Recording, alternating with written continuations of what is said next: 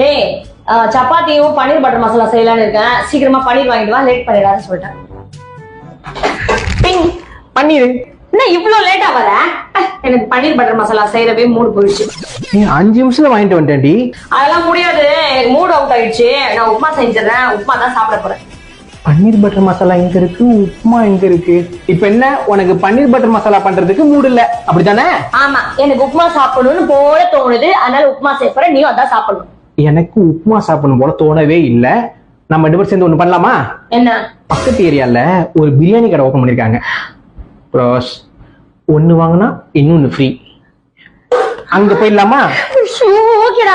ஐயோ, இது ஏன்டா இவ்வளவு முன்னாடியே சொல்லிக்கலாம். இதெல்லாம் இருக்கிற காசு வேஸ்டா வந்தேன். சரி வா, நம்ம அங்கே போயிடலாம்.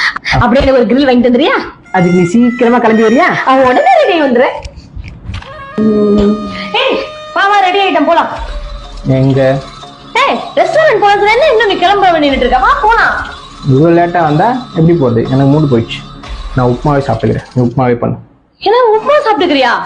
ஏய், ஒரு ரெஸ்டாரண்ட் போலாம், பிரியாணி சாப்பிடலாம், ஃப்ரீ அது இதுன்னு சொன்னாங்க. உனக்கு பன்னீர் பட்டர் மசாலா செய்யறதுக்கு மூடு போயிடுச்சுல, அது மாதிரி எனக்கு ரெஸ்டாரண்ட் போறதுக்கு மூடு போயிடுச்சு.